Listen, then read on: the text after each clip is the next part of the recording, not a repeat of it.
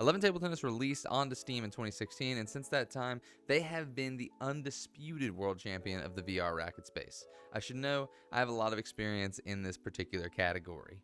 Now, why is that? Their reign was bolstered by being early to the scene, continuous developmental support, and the fact that stick movement just doesn't work well for turning racket sports into VR sports with things like tennis, pickleball, racquetball, and badminton. Even now, the 11 devs are struggling with bringing that exact same movement to their own new pickleball game. Just under a year ago, in December 2023, a new challenger approached with an attempt to take that crown. Racket Club. To most fans of casual sport VR, the game released fairly feature complete, with single player, multiplayer, and tutorial modes all available, and the real jewel of any sports VR game, a social park where people can chat, plan, and play games at will. Resolution's goal was a built for VR racket sport that didn't necessarily attempt a perfect replication of a real life sport, absolving them of a need for personal opinion physics and the need to implement movement outside of people just moving their bodies in real life. And it was great. My initial take in a really well-timed racket comparison video that was coinciding with the release of Racket Club was that it was my second favorite racket sport that was available. 11 still unequivocally took the cake for me, but it was a really exciting take on what casual sports VR could become, and it was one of the freshest ideas that we've had in a long, long time. However, it's been a full year of very active development and community development by Resolution Games, and the updates are pretty exciting. In addition to a slew of bug fixes, adding in mixed reality, and giving the option to widen out courts, they have begun to add different modes of play. While keeping movement still true to real life, Spin Mitten, a spin-off, if you will, of badminton, with a higher net and taller surrounding walls, and the newest beta, Pickleball, which merges the ideas of IRL pickleball and a minor amount of walls to not lose that Racket Club spirit. And you also have the original mode, which they call box tennis. All of these modes are playable in singles and doubles and expand out the social part. So I'm excited to see where the pickleball mode ends up. And those modes are really what brings it up a whole nother level to compete with 11. Box tennis, as fun as it is, kinda suffers from a similar problem that racquetball does in real life. As a casual or intermediate player, it's a very fun game to learn for the masses and easy to join up with friends, but at the competitive level, it loses some of the luster that made it so great.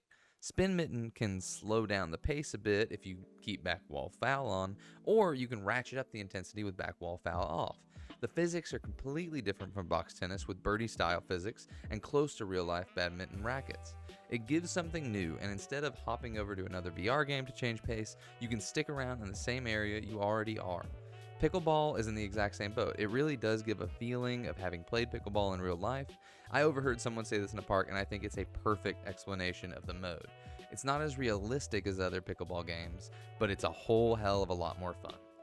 Now look, this isn't the same variety that you get going from Breachers to Beat Saber, but it's incredibly exciting to have 3 made-for-VR racket games all under the same hood and the same price tag.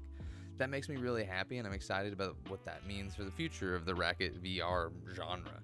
But I don't want to lead you on with just incredible positivity. There are absolutely negatives. When you drop into a court, no matter the size, there is a minimum amount of room that is needed to play, and it is notably more than most VR games with an absolute minimum of 6.5 by 6.5 feet.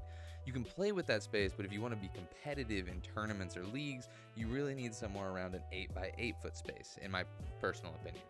This can become a non-starter for many folks, and while using a lot of real-life space is one of the highlights of the game, it would be disingenuous to not bring it up. I do want to go back to my comment earlier about the game's competitive level, not having the layer of enjoyment that other levels do. This becomes a bit twofold for me. One, the game is close quarters, and 95% of people are probably playing wirelessly. The connection and lag can have a very significant effect on how you can play the game. If the connection isn't perfect, or at least really, really good, much of the game's aggressive options get pushed off the table in favor of a more conservative and defensive approach.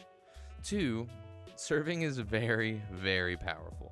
Now, they're making changes right now to limit some of the over-the-top serves that have taken over the scene, but I still think as it stands, it's a major issue for watching the game just as a competitive viewer. Now, that long of a video to say, Racket Club has become a game that I can really suggest to anybody with just a little extra room in their VR setup. I wouldn't say that 11 has absolutely lost the crown, but I will say that it owes Racket Club to share it as the new kid on the block with some really great ideas and a promising future ahead.